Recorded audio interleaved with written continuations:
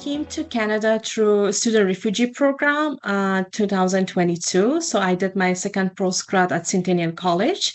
After that, I was aiming for the Paris Olympics 2024. Thankfully, I got to compete there for the second time as an Olympian. After Paris, I decided that I will retire as an athlete and transition into the corporate world. For me, it was really important to find a work that aligns with my personal values. And that's when I started searching for organizations that work with refugees and are committed to make a powerful impact in the refugee lives. I came across few organizations, and one of them was Jumpstart. Luckily, at the same time that I was interviewing for Jumpstart, I was interviewing for other organizations as well. I was almost going to sign the contract, but I received a call from the other organization. They asked me that from which country's passport I hold, and all my education experience and whatever asset I brought to the organization was multiplied to zero. It was just because I didn't hold Canadian passport. But same time when I talk with Jumpstart HR, it didn't feel like they were interviewing me for a position. It was more of talking about the struggles of refugees and how refugees are finding it hard to integrate into the Canadian job market. So the way I bonded with the Jumpstart, and I felt like the missions and the personal values that I have, it definitely aligns with the Jumpstart values. So that's when I started working at Jumpstart Refugee Talent as a associate, and now I'm a partner. I work with the knowledge mobilization team and the refugee hiring events. The fact that just my passport was a problem to get into the employment sector and get employed was really sad because I really tried hard. I have studied hard. I really tried to integrate into the Canadian job market. So that was really disheartening. But when I talked with Jumpstart and got the opportunity to contribute not only like as a way of income, but also as a way of making an impact into someone's life was really fulfilling as a person. I still remember the first impression of me of Jumpstart was refugee hiring event. I saw a short video on YouTube, and they were talking about how they're empowering refugees and how this model is successful. And it was not only about giving them an employment opportunity, but also an opportunity to have direct and real contact with employers and share their stories, which I think is really powerful. Most of the times, refugees' stories are portrayed as a weakness, while I think it's a strength of giving a chance to listen to them. My first experience with the refugee hiring event was last year during the Toronto refugee hiring event. I was so fortunate to get the opportunity to be on the other end of the spectrum because I was a client. So I know how it feels to go to an interview and having all this insecurities as someone who have to start their life all over again and then getting an opportunity. You want to give your 100%. So I was at the registration table. I saw that someone came, and all of a sudden he asked me that I don't have a tie. Do I look okay? Do you know if there's any mall around so I can go and grab a tie? And I know how it feels. So I told him that it's totally fine. It's okay. You just go and give your best, and then later on we will figure it out. If it didn't work out, we will find another way.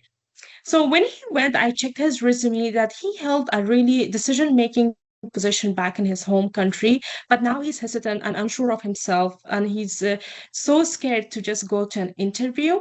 It shows that how the journeys of refugees they affect them, and it's hard not to let the environment define you. Because I have been through that, I know that there are situations that you feel less confident about yourself. But fortunately, there were people for me to remind me where I come from and the strength that I carry within myself. And now through Jumpstart, I have the opportunity to be that reminder. So when the guy came back from the interview, he was so confident that he was asking me that can he go for a second round of interview as a walk-in, and he kept like going as a walk-in, I think two more times. And I'm really happy to see this boost of confidence. Not only that, there's another story of a woman who came with her daughter and for the interview. So I had a conversation with her. We were talking. I noticed that her English level was pretty good, and she was educated. She had a bachelor's degree, and also she had experience working in different sectors back in her home country. I just asked her that had she ever thought about like applying for such hiring even in the future or applying for a job? And it was shocking for me to know that she didn't even give it a thought because she was so less confident in herself and her background that she didn't even think of applying. But when I told her, I knew that was hard for her. It was not comfortable, something comfortable and some not something inside her comfort zone. But when I encouraged her that if you can do it, there's a chance for you, she went for it and she gave the interview and she didn't get into the second round, but just the fact that she came back and told me that in the future if there's any hiring event, please let me know, I want to take part. Seeing that boost of confidence is like really, as a person, as someone that I have been through that, it was so heartwarming for me to see that. And I think that's what makes our work more beautiful and more and gives human touch. And also, there's another story that I want to share that at the end, someone came to me. I They were people that I don't know, I've never met in my life, and they came to me and told me that, thank you for giving us the opportunity to actually have a direct conversation with an employer. It made us realize that they are humans too. Sometimes, like there's a big wall between the decision makers and refugees that they lose their human touch. They lose the fact that they're also human. They also have their own stories. Creating this environment to have this direct conversation, I think is really powerful for them to realize that you just need to connect on a human level, then other things will follow. I know that refugees, they have been through a lot. They already, most of them, they are established back in their home countries, and now they came to a different country, and they're starting from scratch. Sometimes a lot of things get into them. For example, I had a lot of conversation with different clients.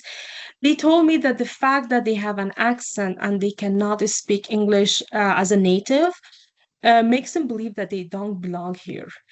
I understand that communication is key, but sometimes they have to be reminded that English is just a language. It cannot define their whole being, their whole education background, the experience that they bring, and the resilience that they bring as a refugees. It's just a language, a way of communicating. I think they should own their stories.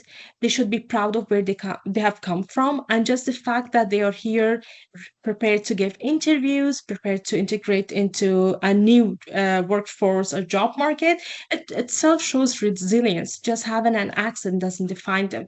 And they should be proud of themselves that where they come from and this strength that they have within them.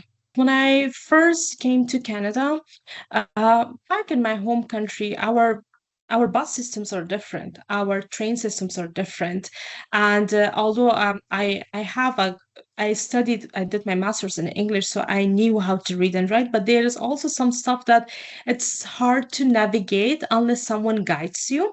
So refugees, when they come to a new country, they should know that everything is different than their home country. So it's good to guide them. As a someone, for example, as a Canadian, like as someone in the host country, they should be reminded that these people are trying to learn, they're trying to integrate. And if there's something that they don't know, it's good to guide them and have an open mind to listen to their stories.